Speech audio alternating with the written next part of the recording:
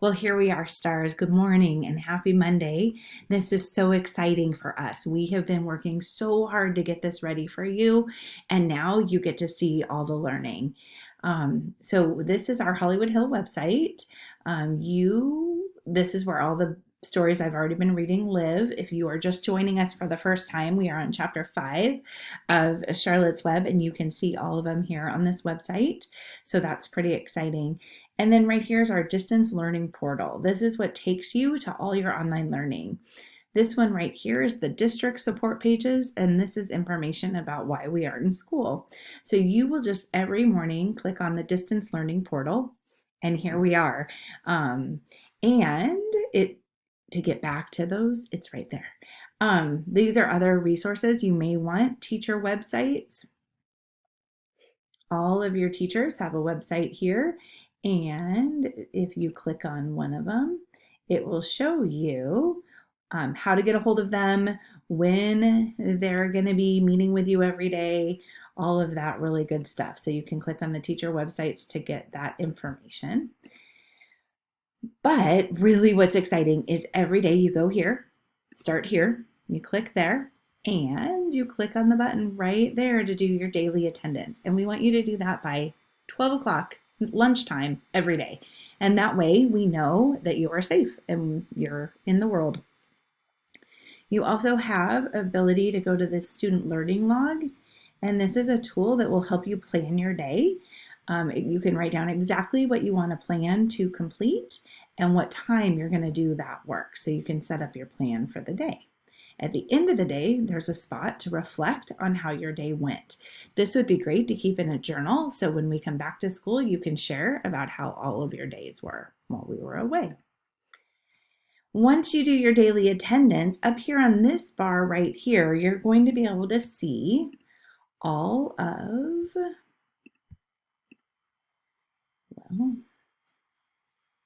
you're going to be able to see all of the grades will be listed along here. I don't have them live yet because I don't want everybody getting into them right away. But after you do attendance, you just go right to the top and you click on your page. So if you're a first grader, you'll click on the first grade page and it will look like this. And again, that will be up here. And you will have this whole plan right here that will take you through your day. It's really exciting because the teachers have worked as a team to get it done. So all first graders have the same plan. There's writing information, reading information, and math information.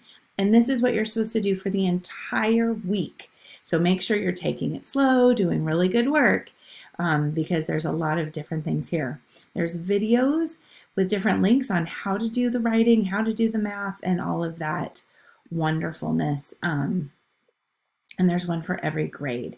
If you are an English language learner or you get LAP support, there will be a page for that as well that will show you how to get a hold of those teachers to get those support, and they will be giving you specific information on when you'll be reaching out to them. Any of our students with IEPs will have that same thing with a page like that. So I want you to spend some time clicking around the website to see what you can find and really learning about what all we've put together for you. You also, every day, there's a question in the daily attendance, and I'll be putting the results here so you can see what all of your classmates and schoolmates said, what was their favorite thing for that day. So that's it. You're going to get started. You're going to work. We expect the work to take between 2 and 4 hours each day. And if you do really good quality work, it'll take a little bit longer. There are things to do online. There are Zoom meetings where we'll be live with you. But a lot of it is on video so that if you aren't home during the day or your parents home to help you in the evening or on weekends, you can get the work done then too. And always, if you have any questions, your first question should be to your classroom teacher, and then any of your support teachers like EL or LAP or special education. And you can always get a hold of me at dwaters@nsd.org. All right, my friends, I'm going to read chapter 5 now. Chapter 5 is what it's all about. Charlotte. That the night seemed long. Wilbur's stomach was empty and his mind was full.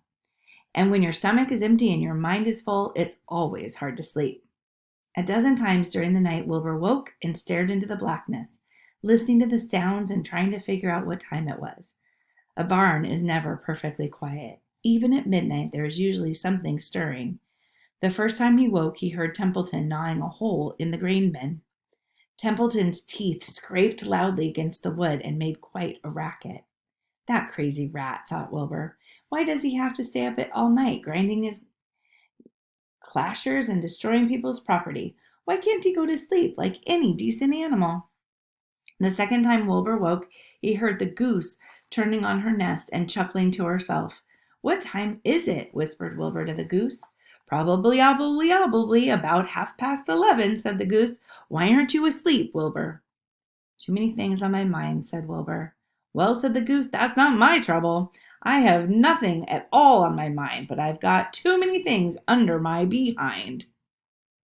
Have you ever tried to sleep while sitting on 8 eggs? No, replied Wilbur. I suppose it is uncomfortable. How long does it take a goose egg to hatch? Approximately 30 days. All told, answered the goose, but I cheat a little. On warm afternoons, I just pull a little straw over the eggs and go out for a walk. Wilbur yawned and went back to sleep. In his dreams, he heard again the voice saying, I'll be a friend to you. Go to sleep. You'll see me in the morning. About half an hour before dawn, Wilbur woke and listened. The barn was still dark. The sheep lay motionless. Even the goose was quiet. Overhead on the main floor, nothing stirred. The cows were resting. The horses dozed. Templeton had quit work and gone off somewhere on an errand. The only sound was a slight scraping noise from the rooftop, where the weather vane swung back and forth.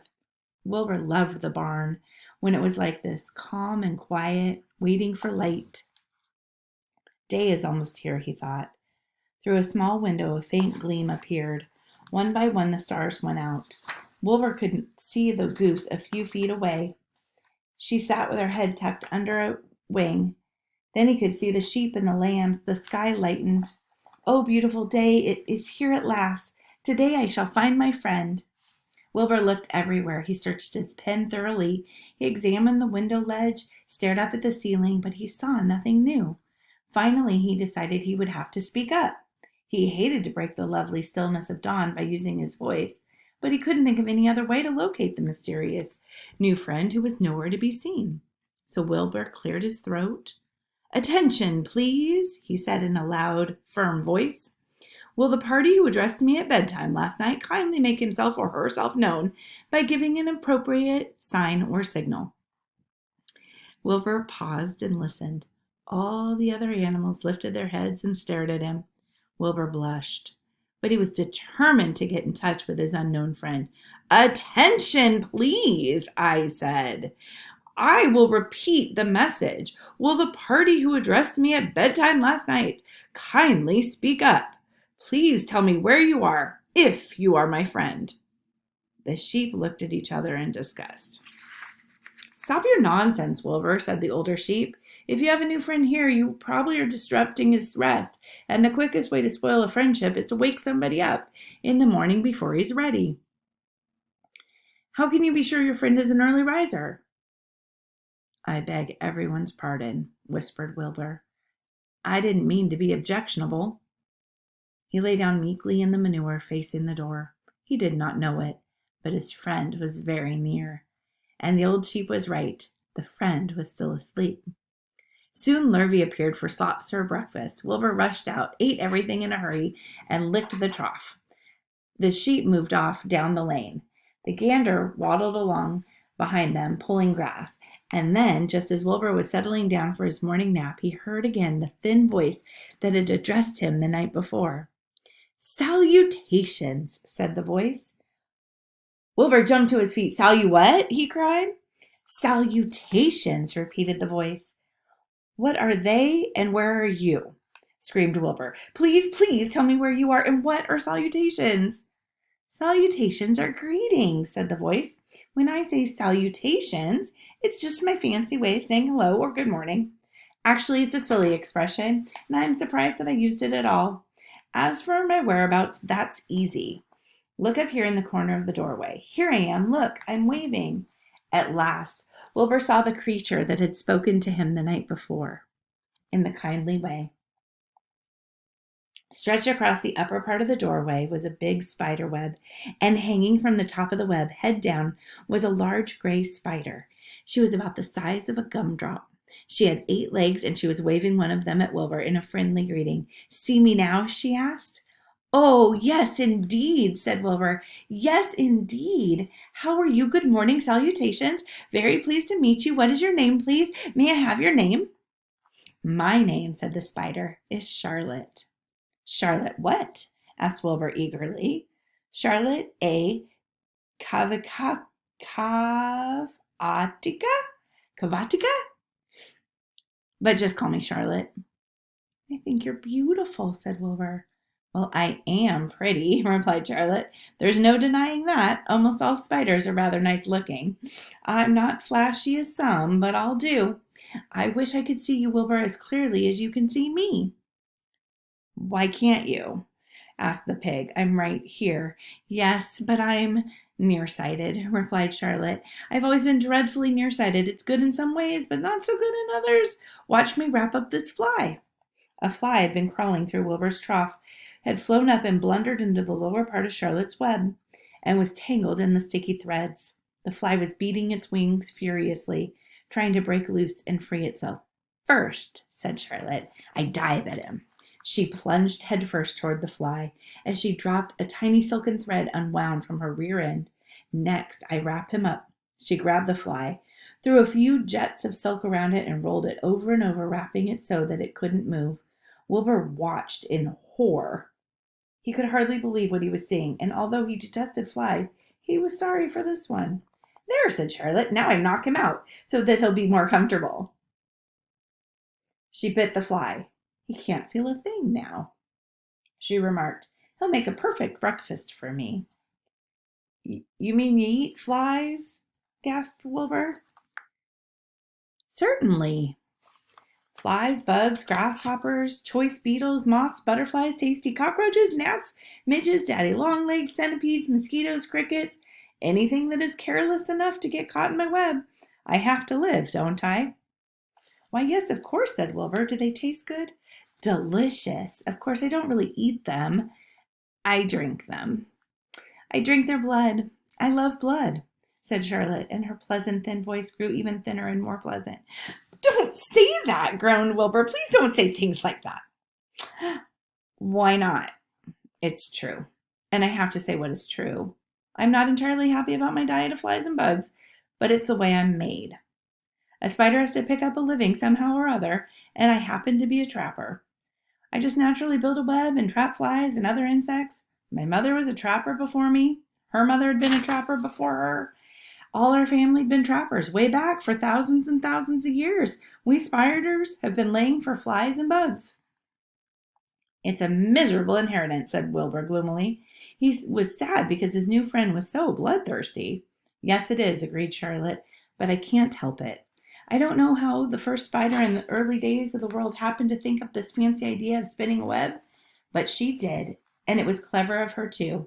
And since then, all of us spiders have had to work the same trick. It's not a bad pitch on the whole. It's cruel, replied Wilbur, who did not intend to be argued out of his position. Well, you can't talk, said Charlotte. You have your meals brought to you in a pail. Nobody feeds me. I have to get my own living. I have to live by my wits. I have to be sharp and clever, lest I go hungry. I have to think things out, catch what I can, take what comes, and it just so happens, my friend, that what comes is flies and insects and bugs. And furthermore, said Charlotte, shaking one of her legs, do you realize that if I didn't catch bugs and eat them, bugs would increase and multiply and get so numerous that they destroy the earth, wipe out everything? Really, said Wilbur? I wouldn't want that to happen. Perhaps your web is a good thing after all. I'm going to pause right there because we're at about 15 minutes of this video and I'm going to pick up tomorrow. I hope you have a great day and you really learn a lot. I hope that your lessons are really good and that you like all the work that we've done to keep you busy during this break. Take good care, stars.